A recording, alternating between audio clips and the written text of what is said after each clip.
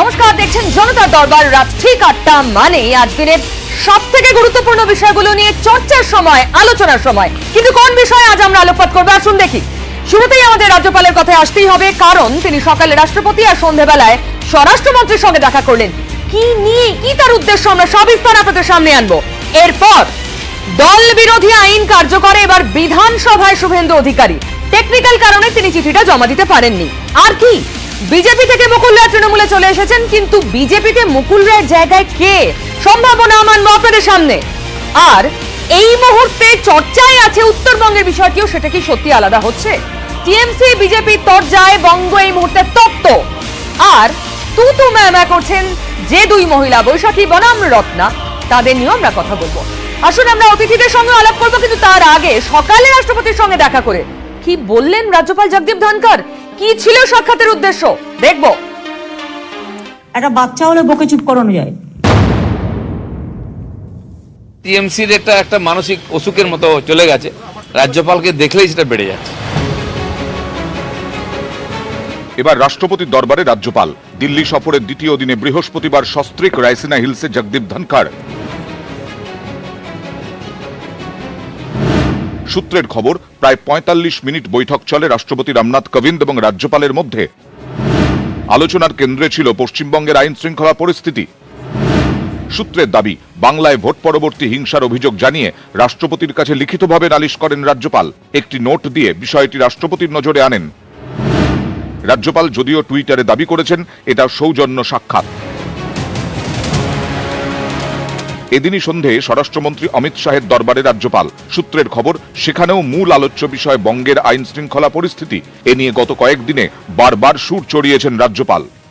कितना बड़ा तांडव नृत्य है वायलेंस का। क्या कहीं दौरा किया मुख्यमंत्री ने, मंत्रियों ने, अधिकारियों ने? क्या वहां जाकर आंसू पोंछे जिसके घर में मौत हो गई है? আপনারা তো এখানকার সাংবাদিক, আপনারা কি দেখতে পাচ্ছেন কিছু? আপনারা যখন চোখে পড়ছে না, তা কারোর যদি চোখে নেওয়া হয়, আমি কি করতে পারি? I don't support any violence. I always tell my police administration to take strong steps wherever it may be.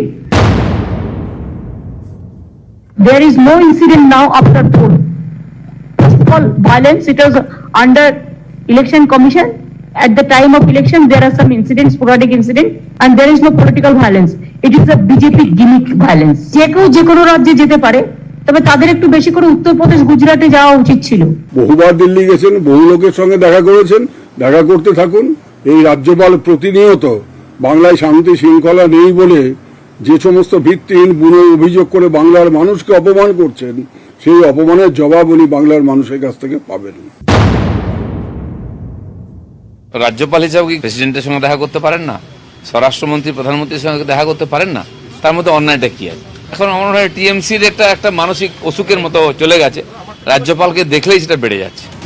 রাজ্য সরকারের সঙ্গে তীব্র সংঘাতের পরিস্থিতিতেই মঙ্গলবার রাতে দিল্লি যান রাজ্যপাল। বুধবার দুই কেন্দ্রীয় মন্ত্রী প্রহ্লাদ যোশী এবং প্রহ্লাদ প্যাটেলের সঙ্গে দেখা করেন। রাতে সাক্ষাৎ করেন লোকসভার স্পিকার ওম বিড়লার সঙ্গে। এক সফর, একের পর এক সাক্ষাৎ।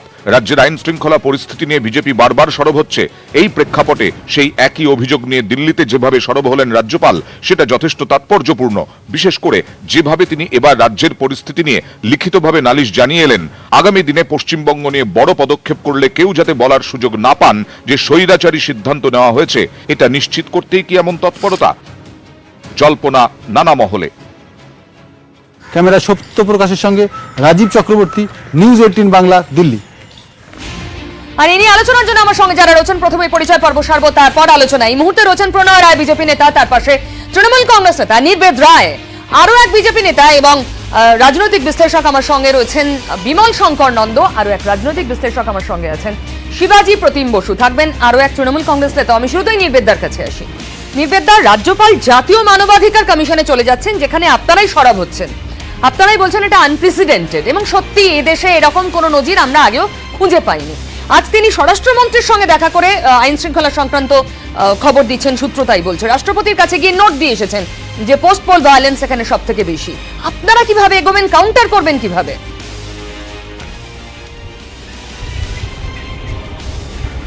ওকে কাউন্টার করার কি খুব একটা দরকার আছে? আমি ওকে শব্দটা বললাম, আপনারা আমাকে ক্ষমা করবেন। তার কারণ হচ্ছে পৃথিবীর ইতিহাসে এরকম রাজ্যপাল কোনো জায়গায় কেউ দেখে, পৃথিবীর ইতিহাসে। I have never seen, you have never seen also. সুতরাং একে রাজ্যপাল টাইটেল দিলে আমার কিছু বলার নেই, কিন্তু অ্যাকচুয়ালি পার্টির লোকেরা, ওই বিজেপির লোকেরাও যে জিনিস বলে না লজ্জায়, সেই কথা রাজ্যপাল বলছেন বিভিন্ন জায়গায় গিয়ে। যদি উনি রাজ্যপাল পদটা সম্পর্কে আমি জানি না উনি জানেন কিনা। 3 নম্বর কথা হচ্ছে খুব ইম্পর্টেন্ট, সেটা হচ্ছে যে এই ভদ্রলোক তিনি যান, তিনি বিভিন্ন জায়গায় ঘুরছেন টুরছেন, তিনি ঘুরুন, আপত্তির কিছু নেই। ইংরেজ স্বাধীনতা যখন এসে গেল তখন অনেকে বলতো যে কিছু কিছু হয় না লোকজন, তারা বলতো যে ব্রিটিশ রাজ ঠিক থা।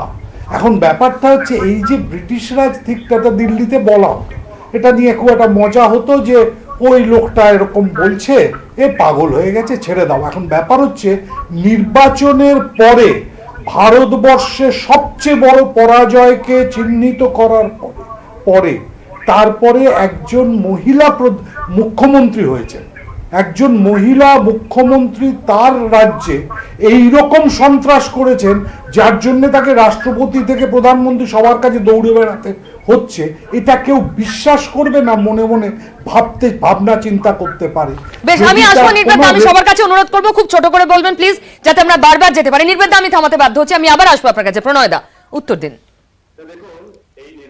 মাননীয় তো নন্দীগ্রাম থেকে প্রতিদ্বন্দ্বিতা করেছিলেন এবং তখন তিনি বারবার বলেছিলেন যে নন্দীগ্রামে তিনি একটি বাড়ি করে থাকবেন। হতে পারে নন্দীগ্রামের মানুষ ভোট দিয়ে তাকে পরাজিত করেছেন, কিন্তু গত 1.5 মাসে তিনি একবার নন্দীগ্রাম যাওয়ার প্রয়োজন বোধ করেননি। কেন প্রয়োজন বোধ করেননি? তার কারণ সেখানে 60 ঊর্ধ্ব একজন মহিলা ধর্ষিতা হয়েছেন, থানায় এফআইআর নেয়নি, সুপ্রিম কোর্টে পিটিশন দিতে হয়েছে। আজকে আমাদের নেত্রী, মহিলা মোর্চার নেত্রী অগ্নিমিত্রা পাল 1.5 মাস পরে গিয়ে যাওয়ার পরেও সেখানে দেখা যাচ্ছে হাত ভাঙা মহিলারা তারা আমাদের পার্টি অফিসে আছে। আজকে এই হচ্ছে নন্দীগ্রামের অবস্থা। আপনি যখন নন্দীগ্রামের কথা বলছেনই, আমি দেখাবো আমাদের দর্শকদের। আজ গিয়েছিলেন বিজেপি বিধায়ক অগ্নিমিত্রা পাল নন্দীগ্রামে গিয়ে, তিনি বলছেন যে নন্দীগ্রাম মানুষের জন্য লড়ে, যে নন্দীগ্রামে ভূমি আন্দোলন করে মমতা বন্দ্যোপাধ্যায় ক্ষমতায় এসেছেন, আজ সেখানে গণতন্ত্র বলে কিছু নেই। দেখুন।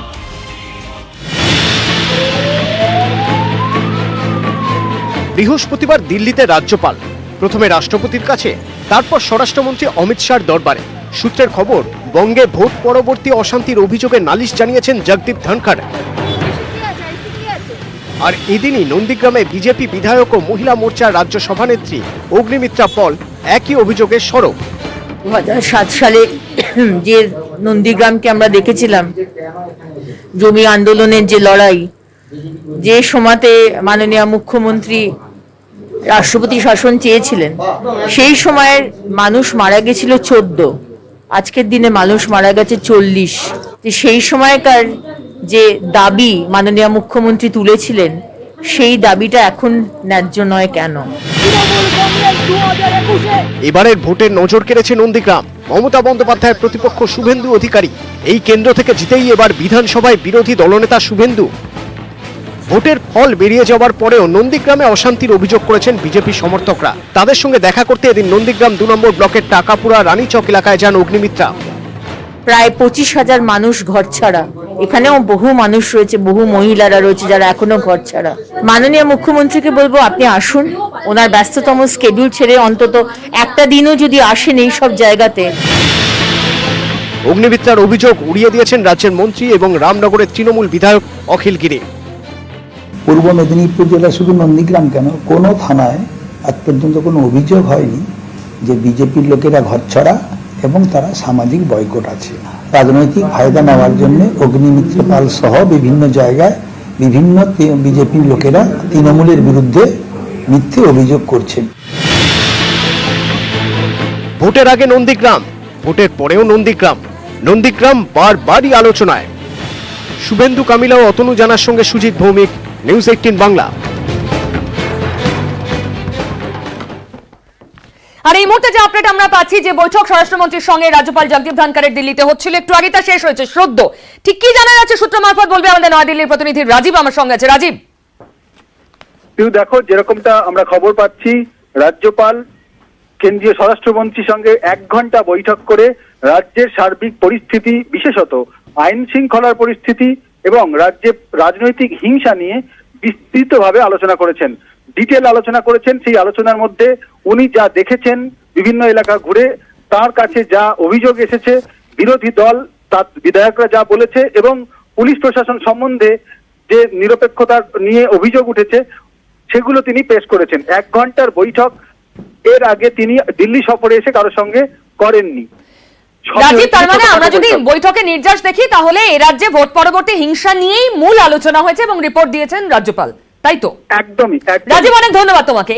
এখানেই প্রণয়দা আপনার কাছে প্রশ্ন, এই যে এত অভিযোগ রয়েছে, সেই অভিযোগগুলো বিরোধী দলনেতা আছেন তিনি গিয়ে দিতে পারেন, তিনি কয়েকদিন আগে দিল্লিতে গিয়েছিলেন, হয়তো আলোচনাও হয়েছে। আপনারা আপনাদের দলের তরফ থেকে আরো হায়ারার্কি মেনে সেগুলোকে ওপর দিকে এসকালেট করতে পারেন। রাজ্যপালকে এত সক্রিয় কেন করা হচ্ছে, যেখানে রাজ্যপালের সঙ্গে বারবার রাজনীতির নামটা জুড়ে যাচ্ছে? দেখুন, আমাদের সংবিধান রাজ্যপালকে খুব নির্দিষ্ট কিছু অধিকার দিয়েছে। এই যে রাজ্যপালের এত বড় একটা ভবন আছে, রাজ্যপাল বলে একটা পোস্ট আছে, তার তো কিছু কাজ আছে। সেই কাজটা হচ্ছে, আমরা আমাদের যে অভিযোগ, যখন মুখ্যমন্ত্রী পাত্তাই দিচ্ছে না, মুখ্যমন্ত্রী স্বীকারই করছেন না কোনো ঘটনা ঘটেছে, তখন আমরা কার কাছে যাবো? আমরা রাজ্যপালের কাছে যাচ্ছি। শুধু রাজ্যপালের কাছে যায়নি, কলকাতা হাইকোর্টেও গেছি। আপনারা জানেন, কলকাতা হাইকোর্ট সমস্ত ডকুমেন্ট থেকে তারা 3 জনের একটা কমিটি তৈরি করে দিয়েছে। অর্থাৎ আমরা যে অভিযোগটা করছি, সেই অভিযোগটাতেই সিলমোহর দিয়েছেন যে মানুষ ঘর ছাড়া আছে, 3 জনের কমিটিকে দায়িত্ব দিয়েছে তাদেরকে ঘরে ফেরানোর জন্য।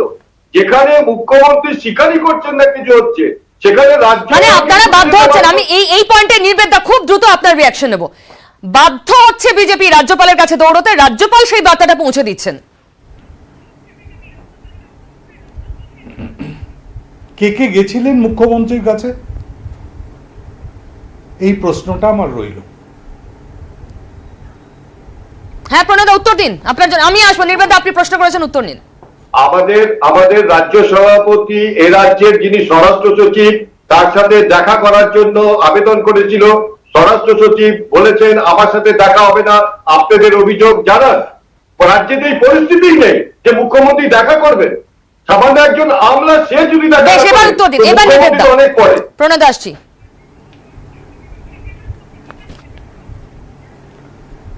পরিষ্কার বুঝতে পারলে তো কিরকম সত্যি কথাটা আমরা আলোচনা করতে বসে বলছি?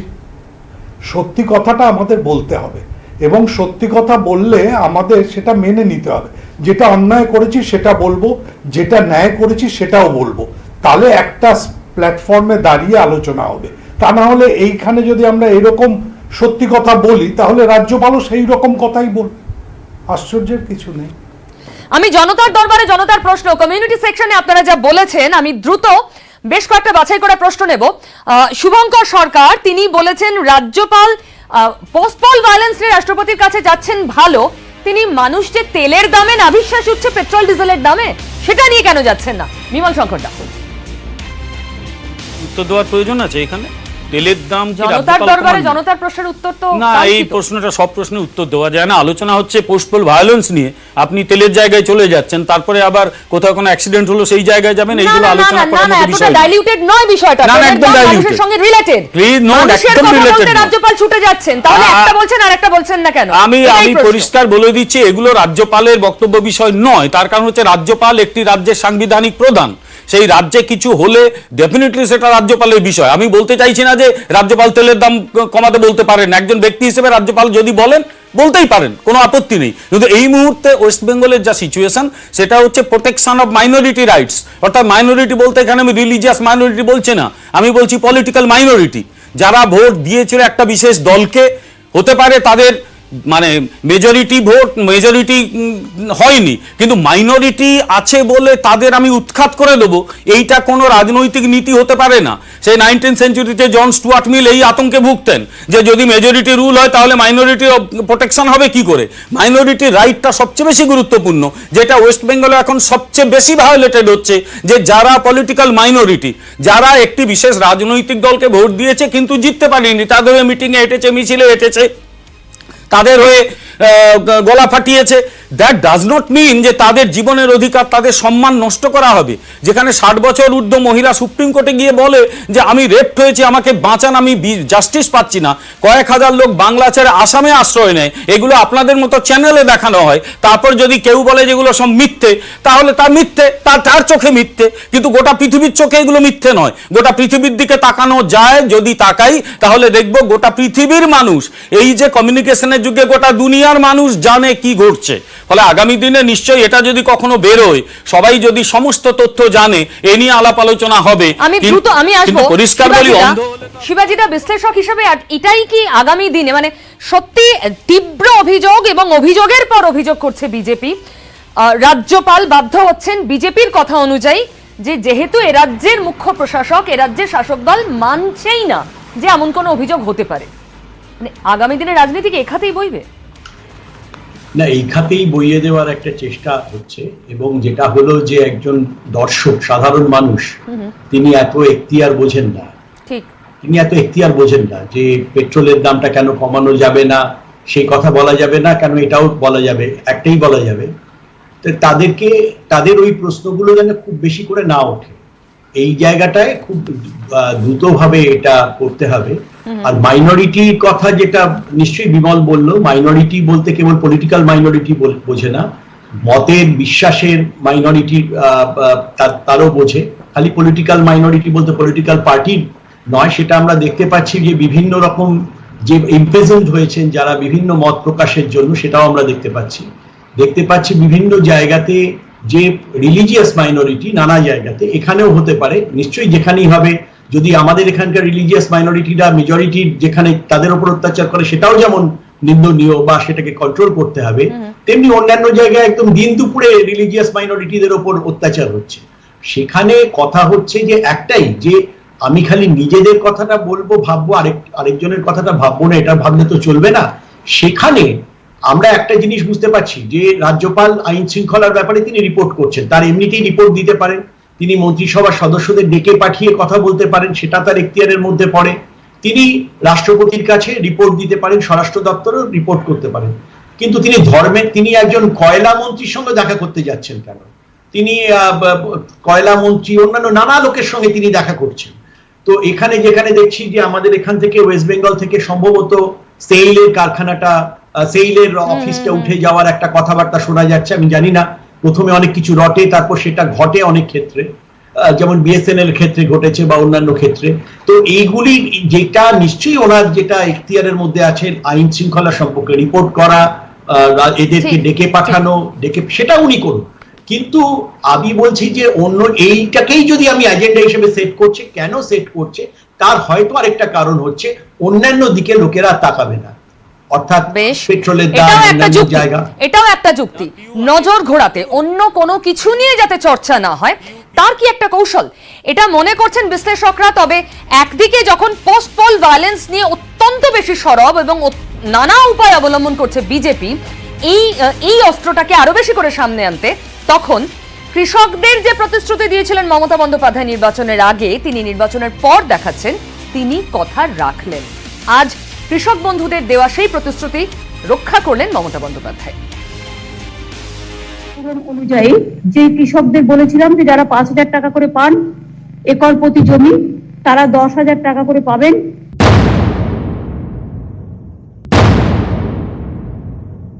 কৃষক বন্ধুরা এখন পায় 6,000 মাসে, এটাকে আমরা 10,000 টাকা করব মাসে। কথা রাখলেন মমতা বন্দ্যোপাধ্যায়। এক লাফে দ্বিগুণ কৃষক বন্ধু ভাতা, এবার থেকে 5,000-এর পরিবর্তে বছরে 10,000 টাকা অনুদান পাবেন কৃষকরা। জমির পরিমাণ 1 একর বা তার বেশি হলে বছরে দুবার 5,000 টাকা। 1 একরের কম জমির ক্ষেত্রে ন্যূনতম আর্থিক সহায়তার পরিমাণ 2,000 টাকা থেকে বাড়িয়ে করা হলো 4,000।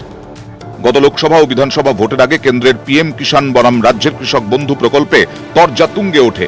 21-এ নির্বাচনের আগে মমতা প্রতিশ্রুতি দেন, ক্ষমতায় ফিরলে কৃষক বন্ধু প্রকল্পের ভাতার অঙ্ক বাড়ানো হবে, সেই কথা তিনি রাখলেন। প্রতিশ্রুতি পূরণ অনুযায়ী যে কৃষকদের বলেছিলাম যে যারা 5,000 টাকা করে পান একর প্রতি জমি, তারা 10,000 টাকা করে পাবেন। ক্ষেত মজদুর এবং বর্গাদার যারা আছে, তাদের হয়তো কিছুই নেই, 1 কাঠা জমি, 2 কাঠা জমি, তারাও কিন্তু মিনিমাম 4,000 টাকা পাবেন, ডবল করে দেওয়া হয়েছে। কেন্দ্রের প্রকল্প পিএম কিষানে বছরে 6,000 টাকা আর্থিক সুবিধে পান কৃষকরা। রাজ্যের কৃষক বন্ধু প্রকল্পে এবার বছরে 10,000 টাকা। কেন্দ্রীয় সরকার টাকা সবাইকে দিচ্ছে না এবং কম দিচ্ছে, এবং তাদের প্রজেক্টে কিন্তু ক্ষেত মজদুর বর্গাদার কেউ নেই। ভোটে জেতার পর যদি কৃষক বন্ধু প্রকল্পে যদি কৃষকদের সব টাকা পয়সা পৌঁছে যাক, এবং এটা আবার না দ্বিতীয় কাটমানি নেওয়ার একটা অন্য উপায় এটা যেন না হয়ে যায়, সেটাই আমরা চাইবো। বৃহস্পতিবার মমতার হাত দিয়ে সূচনা নতুন কৃষক বন্ধু প্রকল্পের। এবারের ভোটে রাজ্য জুড়ে ঢালাও রাজনৈতিক ফসল তুলেছে তৃণমূল। এবার কথা রাখার পালা, কথা রাখলেন মুখ্যমন্ত্রী। তিনি কৃষকদের বন্ধু এই বার্তা দিয়ে কৃষক বন্ধু প্রকল্পের ভাতা দ্বিগুণ করে দিলেন, টেক্কা দিলেন কেন্দ্রের প্রকল্পকে। সোমরাজ বন্দ্যোপাধ্যায়, নিউজ 18 বাংলা। আমরা অলরেডি দেখেছি গত নির্বাচনে এই বেনিফিশিয়ারিরা মমতা বন্দ্যোপাধ্যায়ের সঙ্গে ছিলেন একটা বড় অংশে। এখানেই প্রণয়দার কাছে প্রশ্ন, আমি আসবো বিমল শঙ্কর বাবু, প্রণয়দার কাছে প্রশ্ন যে আপনাদের এই পোস্ট পোল ভায়োলেন্সের অস্ত্রটা বেশি ধারালো হবে, বেশি ব্যবহারযোগ্য হবে, নাকি এই বেনিফিশিয়ারির সংখ্যা বাড়া, প্রতিশ্রুতি রক্ষা করা এটি অনেক বেশি ভোটের বাক্সে গিয়ে কাজে দেবে? দেখুন, মুখ্যমন্ত্রী যদি সত্যি কৃষক বন্ধু হন, আমি বর্ধমান জেলা সহ মেদিনীপুর জেলা সহ একাধিক জেলার একাধিক গ্রামের নাম দিতে পারি, সেখানে কৃষকরা তাদের ফসল তুলতে পারছেন না, জমিতে চাষ করতে গেলে তাদেরকে টাকা দিতে হবে, এই অবস্থা চলছে। মাননীয়া এগুলো হয়তো খবর রাখেন না, আমি নির্দিষ্ট গ্রামের নাম, এলাকার নাম দিয়ে দিতে পারি। একবার দেখুন, আগে কৃষক বন্ধু তো পরে, কৃষকরা যে মেহনত করে তাদের ফসল করেছেন সেটা তুলতে পারছেন না কেন, যে সেই সমস্ত গ্রামে, সেই সমস্ত এলাকায় বিজেপি বেশি ভোট পেয়েছে, এইটা হচ্ছে তাদের অপরাধ। বেশ, আমার সঙ্গে আমি আসবো প্রণয়দা, আমার সঙ্গে নতুন অতিথি আছেন তৃণমূলের সুপ্রিয় চন্দ্র। সুপ্রিয়, হ্যাঁ বলো। কৃষক বন্ধু মমতা বন্দ্যোপাধ্যায় ভাতা এক লাফে দ্বিগুণ করবেন বলেছিলেন, করে দিলেন, কিন্তু আসলে হচ্ছে যারা একটু বিজেপি ঘাসা বা মনে হচ্ছে বিজেপিকে ভোট দিয়েছে তারা বঞ্চিত হচ্ছেন কৃষক হওয়া সত্ত্বেও। সবাই সুবিধা পাচ্ছে না। এটা আমরা আগেও বলেছি বারবার করে, এক কথা, এটা কিছু নতুন করে বলার নেই, কারণ বিজেপি এক কথার পুনরাবৃত্তি বারবার করে অর্থহীন ভাবে করছে। বিজেপিকে বলতে হলেই বলছে যে বিজেপি যেসব এলাকায় বেশি সেই সব এলাকায় নাকি কাজ হচ্ছে না, আর যেই এলাকারই নাম বলা হচ্ছে বিজেপি বলছে সেই এলাকাতেই নাকি বিজেপি বেশি। এবার এত বিজেপি বেশি আর বিজেপির বিধায়ক দলের বিধায়ক সংখ্যা প্রতিদিন একটা একটা করে কমছে, ফলে সার্বিকভাবে বিজেপির কথা কোনো সারবত্তা নেই। মমতা বন্দ্যোপাধ্যায় দায়িত্ব নিয়ে বলছি, দলের পক্ষ থেকে যে প্রতিশ্রুতি দিয়েছিলেন, একটা প্রতিশ্রুতিও 2011 সালের পর থেকে মমতা বন্দ্যোপাধ্যায় যা বলেছেন কাজের তাই করেছেন। এবং এবারেও যে যে কথাগুলো বলেছিলেন, দুয়ারে রেশন থেকে শুরু করে করোনা মোকাবিলা থেকে শুরু করে যে যে ক্ষেত্রে নির্বাচনী ইস্তেহারে আমাদের যে যে প্রতিশ্রুতি ছিল, প্রায় ধরে ধরে সলভ করার মতো, ধরে ধরে আইডেন্টিফাই করার মতো মমতা বন্দ্যোপাধ্যায় প্রত্যেকটা মানে কথা রাখেন মমতা বন্দ্যোপাধ্যায়, এটা একটা এই ভাবমূর্তিটা এস্টাবলিশ করতে তিনিও সচেষ্ট। বিমল শঙ্করদা কিছু বলতে চাইছিলেন। আমি প্রথমে একটা কথা বলি, শিবাজি যেটা বলেছিল, আমার বন্ধু শিবাজি, ও বলেছিল যে কেন তেলের প্রসঙ্গ তোলা যাবে না। আমি কোথাও বলিনি তেলের প্রসঙ্গ তোলা যাবে না, কিন্তু তেলের প্রসঙ্গ তোলার নিশ্চয়ই জায়গা রয়েছে, কেউ চাইলে আন্দোলনও করতে পারে, আমার তাতে কোনো আপত্তি নেই গণতান্ত্রিক সমাজে। কিন্তু আমি যখন পোস্ট পোল ভায়োলেন্স নিয়ে আলোচনা করছি তখন তেলটাকে জুড়ে দিলে কোথাও একটা আমার জায়গাটা কিন্তু জানো আমি যেটা তুলছি সেটা খুব হয়ে যায়, গুরুত্বহীন হয়ে যায়। এবার দ্বিতীয় প্রসঙ্গে আসি। দেখুন, কৃষকরা যদি 10,000 টাকা করে পায় আমার কোথাও কোনো আপত্তি নেই। আমি গ্রামের মানুষ, গ্রামে বড় হয়েছি, আমার বাবাও কৃষক ছিলেন, ফলে কৃষকরা টাকা পেলে আমার কোথাও কোনো আপত্তি নেই। কিন্তু আমি একটা জিনিস জানতে চাই, এর আগে আমি তথ্যগুলো ঘেটে কিন্তু কোথাও সুনির্দিষ্ট কৃষকের সংখ্যা এবং টাকাটা পশ্চিমবঙ্গ পত্রিকা পড়ে কিন্তু আমার কোথাও কনফিউশন তৈরি হয়েছে। পশ্চিমবঙ্গে টোটাল এই রকম প্রাপকের সংখ্যা কত দেওয়া হয়েছে, কারণ আমি যতদূর জানি কিছুদিন আগে কেন্দ্রীয় সরকারের একটা প্রকল্পে ওই কিষাণ সম্মান নিধিতে 73 লক্ষ কৃষক কিন্তু নাম লিখিয়েছিলেন। ফলে পশ্চিমবঙ্গে এই ধরনের কৃষকের সংখ্যা কত, বছরে কত টাকা সরকার দিচ্ছে? কৃষক এই রাজ্যে আছেন, বিমল শঙ্করদার নাম লিখিয়েছিলেন 24 থেকে 25 লক্ষ ম্যাক্সিমাম কৃষক, এটাই তথ্য। আচ্ছা, আমি সরকারের তথ্য চাই, কিন্তু আমি চ্যানেল থেকে তথ্য চাইছি না। আমি সরকারের তথ্য, যে তথ্যটা সরকার তার পত্রিকায় বার করে, পশ্চিমবঙ্গ বলে একটি পত্রিকা বেরোয়, সেখানে সরকার তার তথ্যগুলো দেয়, আমি অন্তত সেই পত্রিকাটা অ্যাক্সেস করি, আমি সেখানে তথ্য চাই। এর আগের যে তথ্যগুলো এসেছে আমার ভীষণ কনফিউজিং মনে হয়েছে। আমি জানতে চাইবো আগামী দিনে অন্তত 1 বছর পরে ঠিক কতজন কৃষক কত টাকা পেয়েছেন, কতজন কৃষক, কারণ পশ্চিমবাংলায় কিন্তু ধনী কৃষক নেই, পশ্চিমবাংলায় বাম আমলে যেহেতু নিশ্চয়ই, এখানে আপনি ভূমি বলছেন সংস্কার প্রতিশ্রুতি রাখলাম, এটা ঢাকঢোল না, না, পিটিয়ে বলা হচ্ছে, প্রতিশ্রুতি কিন্তু খালি মুখে বললে পাচ্ছেন হবে, কজন? করে ঠিক দেখাতে হবে। ঠিক, পাচ্ছেন কজন সেই হিসাব তো আমাদেরও রাখতে হবে। তবে এবার একটু আমরা অন্য প্রসঙ্গে যাই, কারণ আজ বিধানসভায় একটি চিঠি নিয়ে গিয়েছিলেন রাজ্যের বিরোধী দলনেতা শুভেন্দু অধিকারী। কি? দলত্যাগ বিরোধী আইন কার্যকর করার চিঠি অধ্যক্ষকে দেওয়ার ছিল। সেই চিঠি সামান্য টেকনিক্যাল কোনো কারণে আজ তা জমা পড়েনি। একবার দেখুন শুভেন্দু অধিকারী কতটা সচেষ্ট এবং অনড় তার এই অবস্থানে। পদত্যাগ যদি কালকের মধ্যে না করেন তাহলে বুধবার দিন আমরা স্পিকারের কাছে লিখিতভাবে দলত্যাগ বিরোধী আইন কার্যকর করার জন্য লিখব। দলত্যাগ বিরোধী আইনকে অস্ত্র করে মুকুল রায়ের বিরুদ্ধে তৎপর বিজেপি। বিধানসভার অধ্যক্ষকে চিঠি দেওয়ার প্রক্রিয়া শুরু করলেন বিরোধী দলনেতা শুভেন্দু অধিকারী। সূত্রের খবর, বৃহস্পতিবার বিধানসভায় গিয়ে চিঠির খসড়া তৈরি করান তিনি। চিঠিতে অধ্যক্ষ বিমান বন্দ্যোপাধ্যায়ের কাছে আর্জি জানানো হচ্ছে, দলত্যাগ বিরোধী আইন অনুযায়ী মুকুল রায়ের বিধায়ক পদ খারিজ করা হোক। এদিন এই চিঠি জমা দেওয়ার চেষ্টাও করে বিজেপি, তবে সূত্রের খবর অধ্যক্ষের দফতরে কেউ ছিলেন না। আমাদের প্রসেস কমপ্লিট হয়ে গেছে, আমরা আজকেই জমা করার জন্য বিধানসভায় আমাদের লোকজন, আমি গেছিলাম নিজে, সইটি করে দিয়েছি। তা অধ্যক্ষের রিসিভ সেকশন আজকে কেউ ছিল না। আগামীকাল 11টার সময় আমরা রিসিভ সেকশনে জমা করাবো। যদি আগামীকালও রিসিভ সেকশনে কেউ না থাকে তাহলে আইন মেনে অধ্যক্ষের মেলে পুরোটা পাঠিয়ে দেবো। সম্প্রতি বিজেপি ছেড়ে তৃণমূলে ফিরেছেন কৃষ্ণনগর উত্তরের বিধায়ক মুকুল রায়। তারপর থেকেই দলত্যাগ বিরোধী আইন নিয়ে সরব শুভেন্দু। একজন কৃষ্ণনগরের উত্তরের বিধায়ক, তিনি দল বদল করেছেন। পদত্যাগ যদি কালকের মধ্যে না করেন তাহলে বুধবার দিন আমরা স্পিকারের কাছে লিখিতভাবে দলত্যাগ বিরোধী আইন কার্যকর করার জন্য লিখব। আইনানুগ যে বিষয় আছে সেটা এগোচ্ছি। পাল্টা তৃণমূল কটাক্ষ করে বলছে, শুভেন্দু আগে নিজের বাড়ির দিকে তাকান। তার বাবা শিশির অধিকারী তো মোদির মঞ্চে গেছেন, কিন্তু এখনো তৃণমূলের টিকিটে জেতা সাংসদ পদটি ছাড়েননি। যে শুভেন্দু অধিকারী বা বিরোধী দলনেতা এত অতি তৎপর হয়ে উঠেছেন মুকুল রায়ের ব্যাপারে ব্যবস্থা নেওয়ার জন্য, তার নিজের বাবা এবং নিজের ভাই তারা কি তৃণমূল কংগ্রেসের সঙ্গে যুক্ত আছে না বিজেপিতে যোগ দিয়েছে? এই হেয়ালিটা আগে পরিষ্কার করুন। এই টানাপোড়েনের মধ্যেই এবার মুকুলের বিরুদ্ধে বিধানসভায় তৎপর শুভেন্দু। ক্যামেরায় সৌমেন দাসের সঙ্গে অরূপ রায়, নিউজ 18 বাংলা। আমার সঙ্গে রাজনৈতিক বিশ্লেষক আছেন শিবাজিদা। খুব সংক্ষেপে, এটা নিয়ে যে আরো অনেক দূর যাবে শুভেন্দু, সেটা স্পষ্ট। কতটা বিপাকে তৃণমূল? না, সেটা তো অবশ্যই যাবে, এবং দলত্যাগ বিরোধী আইনে সত্যি যদি যথাযথভাবে লাগু করা যায়, এবং লাগু করার জন্য কিন্তু লাগু করেন কিন্তু স্পিকার। ওখানেও গিয়ে ওম বিড়লার কাছে বলেছেন, সুদীপ বন্দ্যোপাধ্যায়রা বলেছেন, শুভেন্দু অধিকারীর পিতৃদেব শিশির অধিকারী বা সুনীল মণ্ডল, যারা সুনীল মণ্ডল তো ওপেনলি তিনি বলছেন তিনি বিজেপিতে গেছেন, সভা করেছেন। তা এই যারা করেছেন এদিকে ওদিকে দুদিকেই বাদ যেতে পারে, কোনো অসুবিধা নেই সেটা। কিন্তু এটা একটাই মনে রাখতে হবে, এটা রাজ্যপালের বিষয়। এটা কিন্তু মূলত এটা লাগু করার যে জায়গা সেটা কিন্তু স্পিকার মহোদয়, একদম স্পিকারের মধ্য দিয়েই সেটা করতে হবে। আইনত সেটাই জায়গা। তারপরে মামলা মোকদ্দমা তো আমাদের যে কোনো জায়গায় হতে পারে, হাইকোর্ট, সুপ্রিম কোর্ট, সব জায়গায় যেতে পারে, কিন্তু essentially this is a jurisdiction of the speaker. এবং বিধানসভার অধ্যক্ষ কি করেন, সঙ্গে লোকসভার অধ্যক্ষ কি করেন, সেদিকে আমাদের নজর অবশ্যই থাকছে। মুকুল রায়, তার থেকেই তো এই দলত্যাগ বিরোধী আইন নিয়ে এতটা সোচ্চার, এতটা অনড় অবস্থানে শুভেন্দু অধিকারী।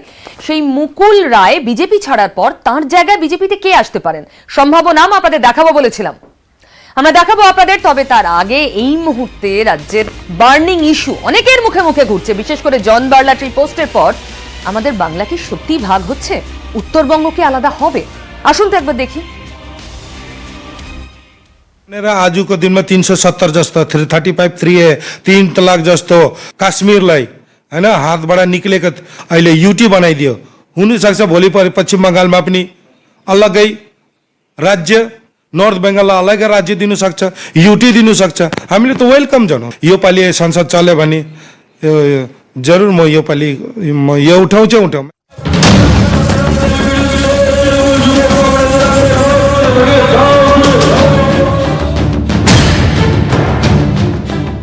বঙ্গভঙ্গ আর করতে আমরা কোনো দিনই দেবো না। কেন্দ্রীয় শাসিত অঞ্চল মানে কি জলপাইগুড়িটা বিক্রি করে দেবে, না আলিপুরদুয়ারের জমিগুলো বিক্রি করবে, নাকি শিলিগুড়ির জমিগুলো বিক্রি করবে?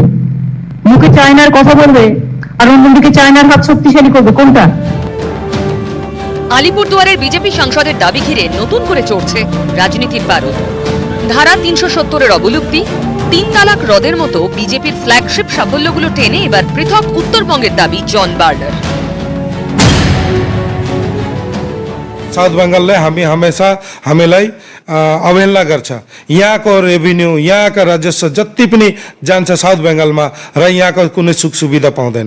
भोलिको दिनमा म संसद खोल्यो भने म संसदमा यो कुरो राख्छु कि नर्थ बंगाललाई अलग्गै राज्यको दर्जा दिनुपर्छ, अन्त मात्रै यहाँको मान्छेहरू खुसी र उन्नति हुन्छ। सपोर्ट गर्छ, मलाई विश्वास छ। ভোট পরবর্তী বাংলায় নতুন প্রশ্ন, তাহলে কি এবার বাংলা ভাগের পরিকল্পনা বিজেপি? পৃথক গোর্খাল্যান্ড কামতাপুরের দাবি উত্তরবঙ্গে বহুদিনের ইস্যু। অতীতে গোর্খা জনমুক্তি মোর্চার সঙ্গে জোট করেছে বিজেপি। কামতাপুরে নেতাদের সঙ্গে পদ্ম শিবিরের যোগাযোগ। বিজেপি বরাবরই ছোট রাজ্যের পক্ষপাতী। বাজপেয়ী জমানায় উত্তরাখণ্ড, ছত্তিশগড়, ঝাড়খণ্ডের জন্ম হয়। মোদী জমানায় জম্মু কাশ্মীর থেকে আলাদা হয়েছে লাদাখ। এই পরিস্থিতিতে বিজেপি সাংসদের এমন দাবি ঘিরে নতুন করে বাড়ছে জল্পনা। পাল্টা সুর চড়িয়েছে ঘাসফুল শিবির। কোনো বঙ্গভঙ্গ ওনারা করতে পারবেন না, কারণ ওনারা বহু চেষ্টায় অনেক রকমভাবে ওরা বাংলা দখল করার চেষ্টা করেছে, সাথে ফেল করেছে, এবং আগামী দিন যা যা ওনারা প্রচেষ্টা করবে বাংলার বুকে দাঁড়িয়ে সবটাই ফেল হবে। রাদার ভারতবর্ষে ওরা ফেল করবে আমার মনে হয়। জন বার্লা দাবি করছেন, কিন্তু তার দলেই অন্য সুর। আমরা তো ভোট নির্বাচন বলিনি আমাদের ভোট দিন আমরা ইউটি করে কোথাও বলেছি, আমাদের ভোট দিন আমরা আলাদা স্টেট করে দেবো, আমরা কোথাও বলেছি শ্যামাপ্রসাদের তুই যে হাতে তৈরি রাজ্য আমরা কেন বাংলা পশ্চিমবঙ্গ প্রতি করেছেন পশ্চিমবঙ্গ। 2019-এ উত্তরবঙ্গে 7 লোকসভা আসনে জিতেছে বিজেপি। 2021-এ দক্ষিণবঙ্গের তুলনায় বিজেপির ফল ভালো উত্তরে। 54টি আসনের মধ্যে বিজেপি জিতেছে 30টি। পর্যবেক্ষকরা বলছেন 2024-এর লক্ষ্যে উত্তরবঙ্গের জনসমর্থন ধরে রাখা বিজেপির অন্যতম টার্গেট।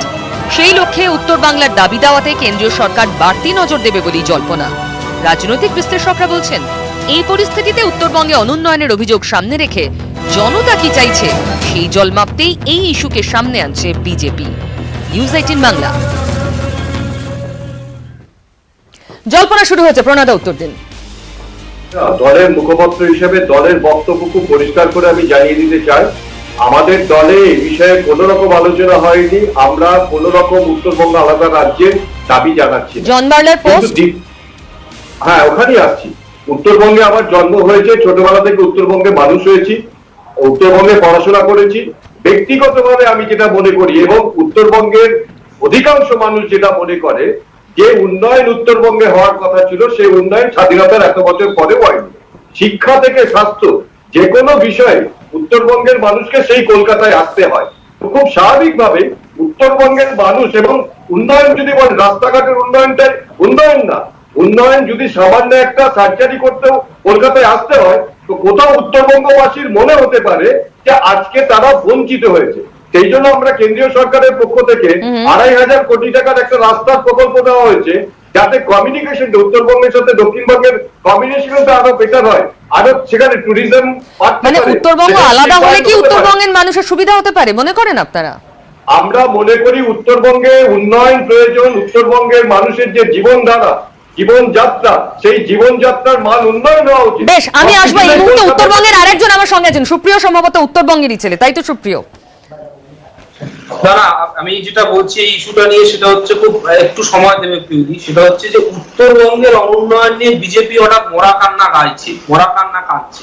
প্রণয় বাবু উত্তরবঙ্গের সতীর্থ, উত্তরবঙ্গের মানুষ, উত্তরবঙ্গে জন্মেছেন, উত্তরবঙ্গে থেকে পড়াশোনা করেছেন বলে ফেলে দাবি করেছেন। সার্বিকভাবে উনি আরো বেশি করে জানেন। আমি উত্তরবঙ্গের ছেলে, উত্তরবঙ্গের ভূমিপুত্র। আমরা জানি যে উন্নয়ন উত্তরবঙ্গে হওয়ার কথা ছিল ঠিকই, তো স্বাধীনতা আন্দোলনের স্বাধীনতা প্রাপ্তির দীর্ঘদিন পরেও সেই উন্নয়নের স্বার্থে কিন্তু উত্তরবঙ্গবাসী বঞ্চিত ছিল। বামফ্রন্ট আমাদের মন্ত্রীরা উত্তরবঙ্গে যেত শুধুমাত্র ঘুরতে, শুধুমাত্র গ্রীষ্মকালীন আবাস হিসেবে সেখানে রাজ্যপালের একটা জায়গা ছিল, প্রশাসনিক কিছু দপ্তর ছিল। কিন্তু সার্বিকভাবে উত্তরবঙ্গ উন্নয়নের জন্য গোটা বাংলার একটা সচিবালয় উত্তরবঙ্গে তৈরি কোন সরকার করেছে? মমতা বন্দ্যোপাধ্যায়ের নেতৃত্বে আমাদের সরকার। উত্তরবঙ্গের জন্য আলাদা উন্নয়ন দপ্তর, ডেভেলপমেন্ট বোর্ড, সেই প্রত্যেকটা জায়গা কিন্তু উত্তরবঙ্গ উন্নয়ন দপ্তর বলুন, আলিপুরদুয়ারকে নতুন জেলা হিসেবে স্বীকৃতি দান বলুন, রাজবংশী ভাষা একাডেমি, কামতাপুর ভাষা একাডেমি, একের পর এক বিভিন্ন সেটা কি তৃণমূল, হ্যাঁ আচ্ছা সেটা কি তৃণমূল পাচ্ছে করতে, এটাই তো প্রশ্ন। আমি নির্বেদা কিছু বলতে চান, সুপ্রিয় থামাচ্ছি, নির্বেদা। না, আমি আসলে বলতে চাই না, আমি আসলে একটু হয়ে গেছিলাম সেই জন্যে। তো ব্যাপারটা হচ্ছে যে ভারতবর্ষের সর্বশ্রেষ্ঠ যিনি আইনজীবী, তিনি পশ্চিমবঙ্গে মুকুল রায়ের ব্যাপারটা দেখছেন এবং তিনি মুকুল রায়ের বিধানসভার যে মেম্বারশিপটা সেটা উনি মোটামুটিভাবে যেভাবে বললেন, বেশ হুমকি টুমকি দিয়ে, তাতে মনে হয় ওটা চলে যাবে। মানে অত বড় আইনজীবী তো ভারতবর্ষের, তা আমি চট করে এরকম ব্যাপার দেখিনি কখনো।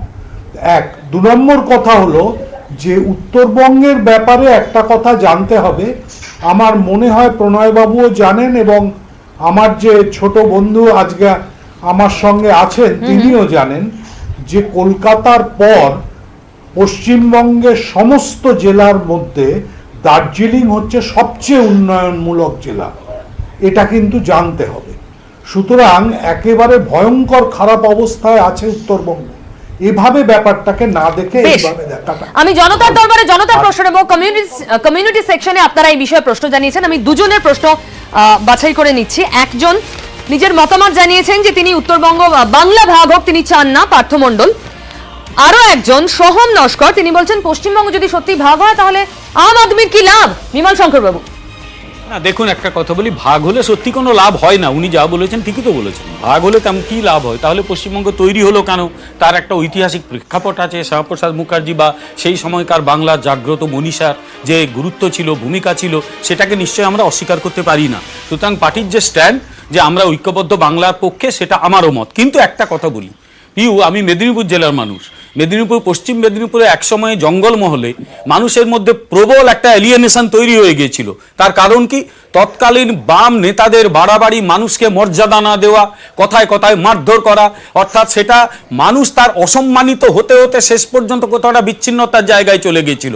আজকে পশ্চিম বাংলায় যেভাবে, আমি আবার বলছি, আমি কিন্তু পলিটিক্যাল মাইনরিটির কথা বলছি, যেভাবে পলিটিক্যাল মাইনরিটি রাইটগুলো ভায়োলেটেড হচ্ছে, তাতে একটা বড় অংশের মানুষ যদি অ্যালিয়েনেটেড ফিল করতে থাকে যে না, এখানে আমি আইন শৃঙ্খলা পাচ্ছি না, এখানে সরকার আমাকে প্রোটেকশন দিতে পারছে না, স্টেট আমাকে শেষ করি, আমাকে শেষ করতে দিতে হবে। সেটা হুগলিতে কিছু মানুষ থাকতে পারেন, সেটা হাওড়ায় কিছু মানুষ থাকতে পারেন, তো প্রতিটা আলাদা আলাদা জেলা হবে। আমি একটা কথা বলবো না, আমাকে বলতে দিতে হবে। তো আমার কথা হচ্ছে, মানুষ যদি অ্যালিয়েনেটেড ফিল করে, অর্থাৎ তারা যদি মনে করে যে স্টেট আমার পাশে দাঁড়াচ্ছে না, আমি মাইনরিটি পলিটিক্যালি কিন্তু আমি আক্রান্ত হচ্ছি, তারপর সে যদি মনে করে যে সেন্ট্রাল রুল আমার কাছে অনেক কাম্য, আমি কি খুব দোষ দিতে পারি? কিন্তু আবার আমি বলছি, আমি বাংলা ভাগের বিরুদ্ধে।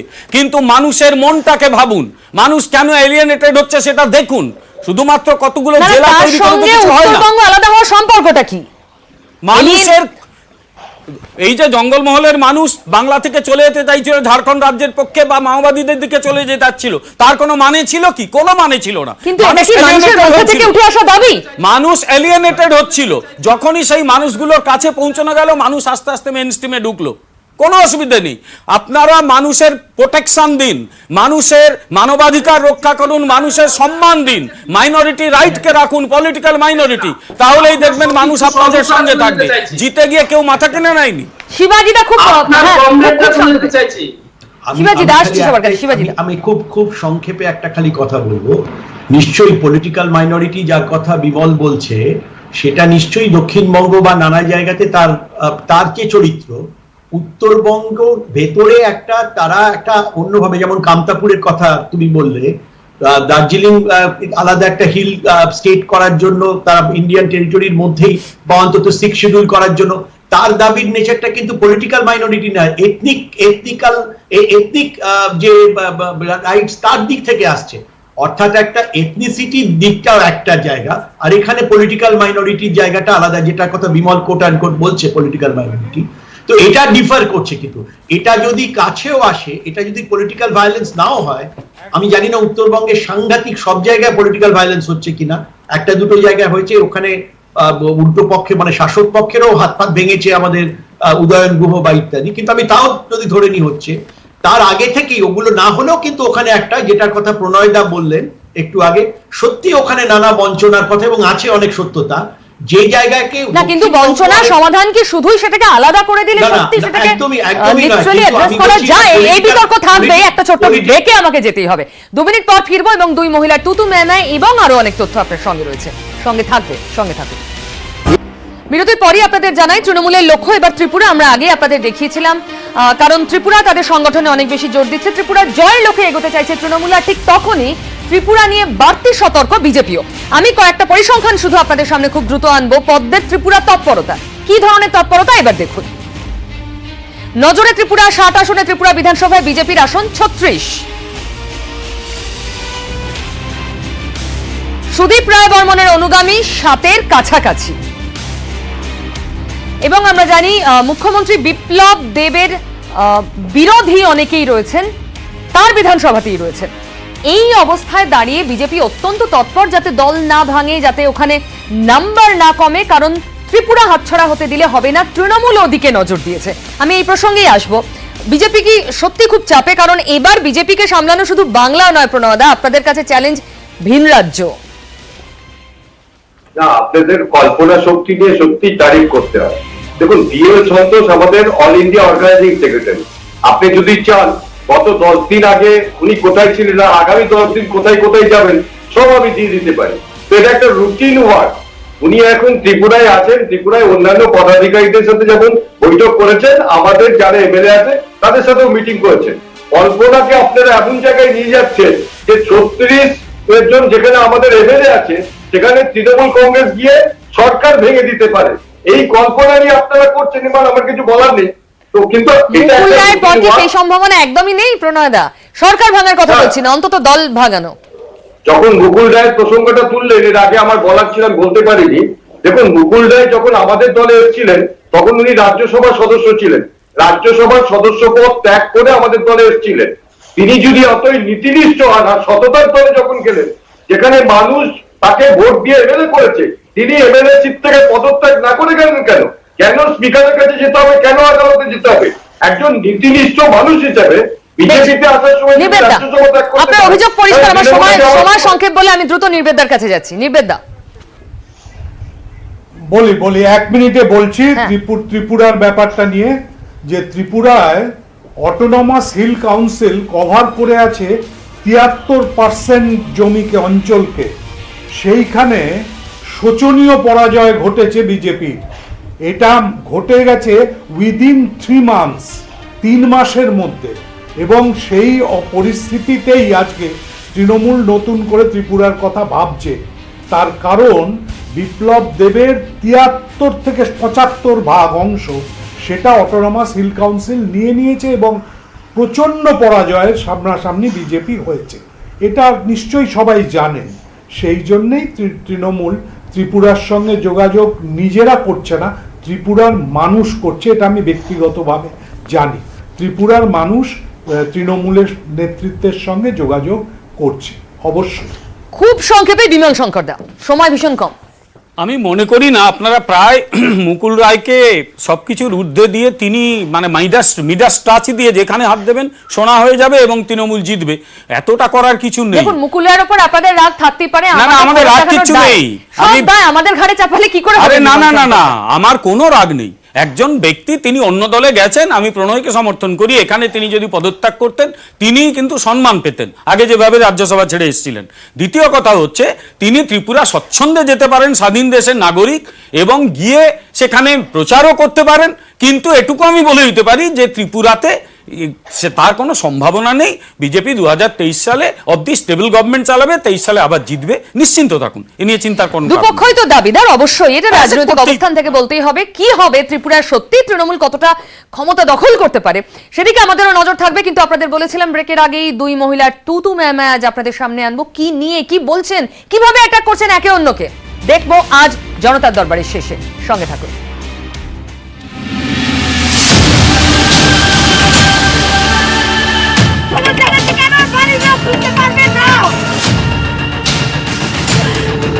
ঠিক নয়।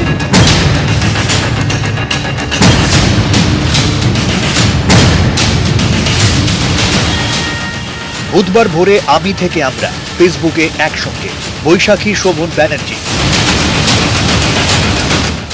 বুধবারই শোভনের সম্পত্তির পাওয়ার অফ অ্যাটর্নি বৈশাখীকে, আর এর পরের দিনই নাটকের নয়া টুইস্ট। রত্না চট্টোপাধ্যায়ের বিরুদ্ধে হুমকি দেওয়ার অভিযোগে সরব বৈশাখী বন্দ্যোপাধ্যায়। নিরাপত্তা চেয়ে পুলিশ কমিশনারকে চিঠিও দিয়েছেন বৈশাখী।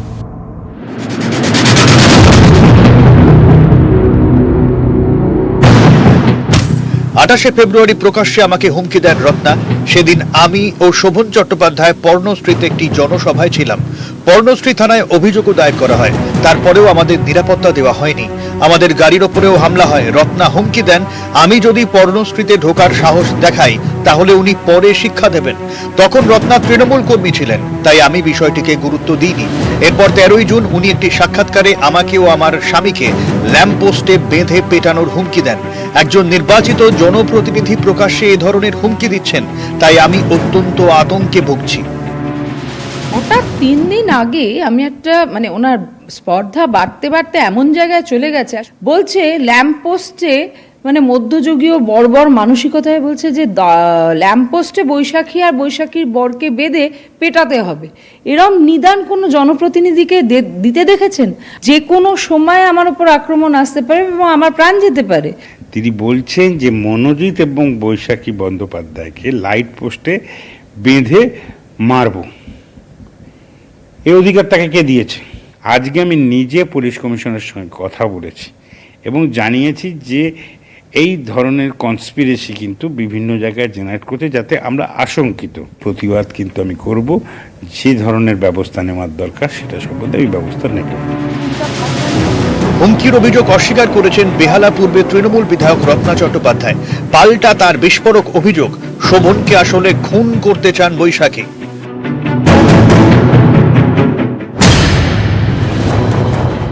তিনি ঢুকেইছিলেন সম্পত্তি হাতানোর জন্য, সেটা হাতানো হয়ে গেছে, তো এবার শোভন চ্যাটার্জিকে মেরে দেবে। শোভন চ্যাটার্জির মৃত্যু হবে আমার হাতে, এই কথা ভাবার আগে আমার মৃত্যু। রত্নার সঙ্গে বিবাহ বিচ্ছেদের মামলা চলছে শোভন চট্টোপাধ্যায়ের। বুধবার গোলপার্কের ফ্ল্যাট ছাড়ার আইনি নোটিশ পাঠিয়েছেন শোভনের শালা শুভাশিস দাস। এবার হুমকির অভিযোগে সরব বৈশাখী। পাল্টা রত্না ও বিস্ফোরক নাটক একেবারে তুঙ্গে। এই নাটক জবনিকা শেষ হওয়া উচিত। ভেঙ্কটেশ্বর লাহিড়ী ও সুশোভন ভট্টাচার্য, নিউজ 18 বাংলা।